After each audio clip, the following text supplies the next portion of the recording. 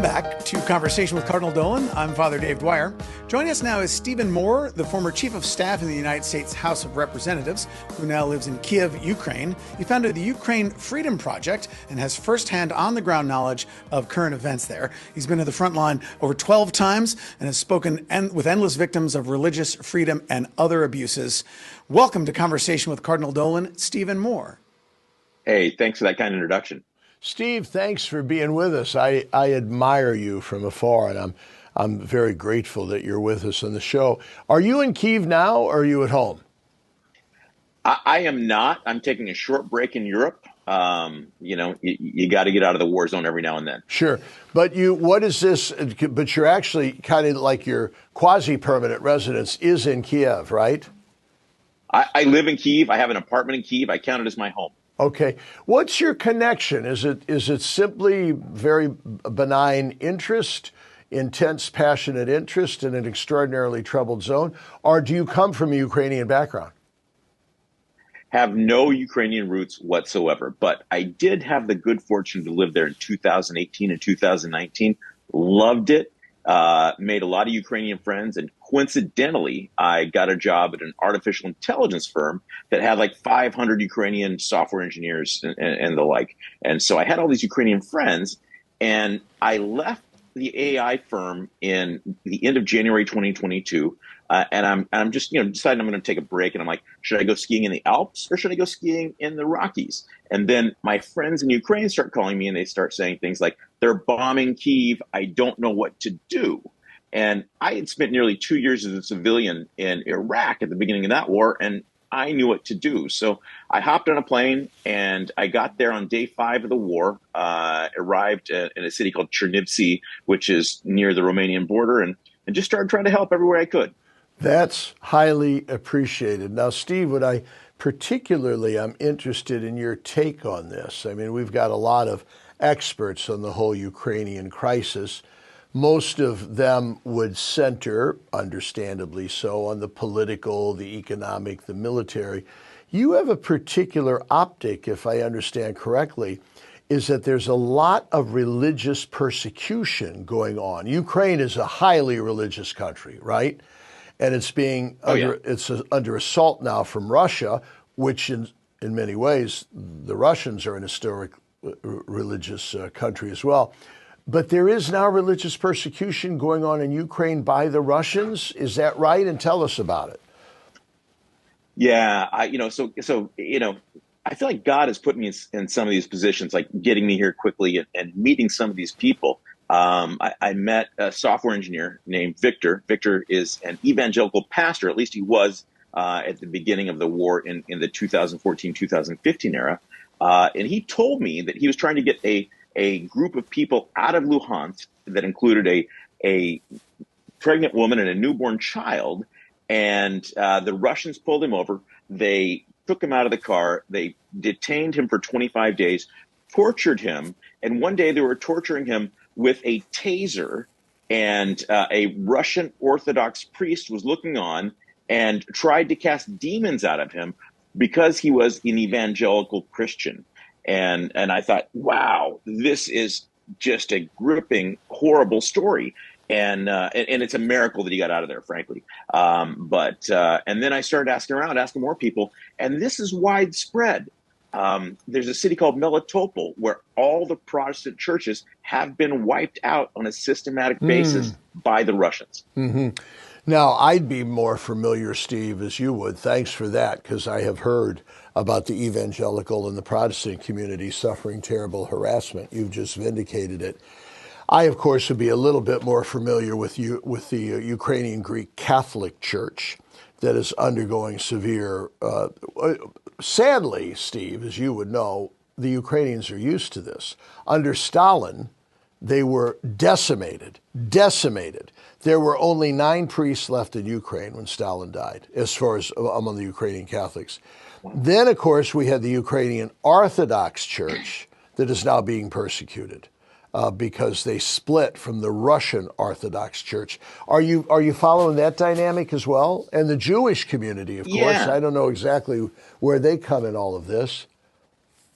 Well, here's the story behind the Ukrainian Orthodox Church. They are the branch of the Russian Orthodox Church inside Ukraine, Right. and they report to Patriarch Kirill. Right. And as you know, Pope Francis cautioned Kirill against becoming Putin's altar boy, Right. because Kirill tried to justify the war to the Pope, and obviously it was ridiculous. And so the Russian Orthodox Church is not a religion as we would think of it. They're in fact, they're kind of a working arm of the Kremlin. And so the unfortunate thing about the Ukrainian Orthodox Church is that many of their priests have done just horrific things, like targeting artillery for the Russians at civilians and leading the Russian military to the homes of people in a place like Bucha, to the people that were most likely to oppose the Russians, and getting people killed and tortured. So,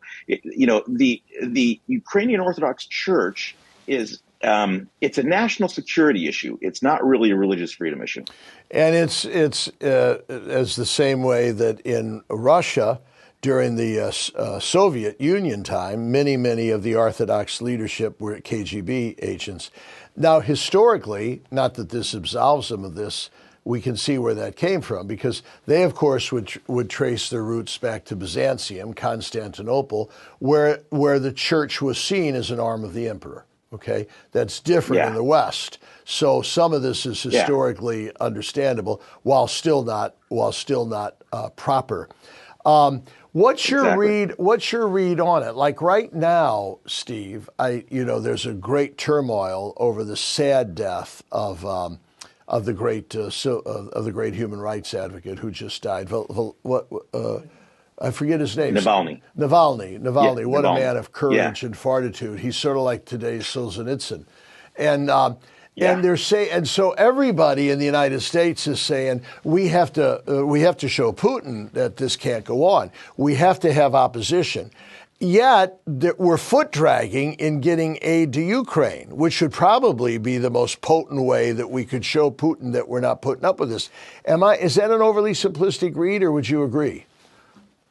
Oh, Cardinal, I worked for the Republicans for 7 years on Capitol Hill. This is driving me out of my mind. Yeah. And it's a small group of Republicans. I was in Washington, D.C. for much of the fall. I talked about 100 congressional offices, almost all Republican. And the way I would break it down is there's about 70 or 80 that are in the heck no caucus, never going to vote for Ukraine. And there's about 80 that are going to vote for Ukraine because they understand the implications and it's the right thing to do. And then there's that middle ground of folks who are getting just beat up by their voters, by their constituents, because there's massive amounts of Russian propaganda that are going into these people's homes. The likes of, Tucker Carlson has just said, why aren't we rooting for Russia? I am.